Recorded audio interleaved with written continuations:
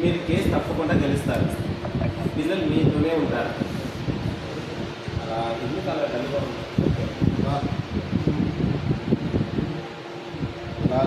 సింధు మూర్ఖత్వం వల్లే నేను కేసు వేయాల్సి వచ్చింది.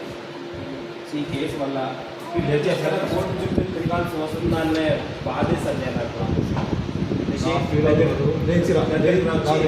దగ్గరకు వచ్చి నాన్న చేయి తీసుకుని దగ్గర నాకు సార్ ఏం కృషి సింధు అమ్మ కేసు ఓడిపోతుందా?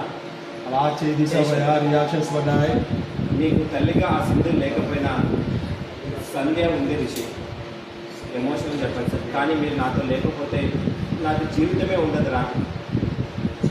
మీ మీదే నా ఆశలన్నీ పెట్టుకొని బ్రతుకుతున్నాను.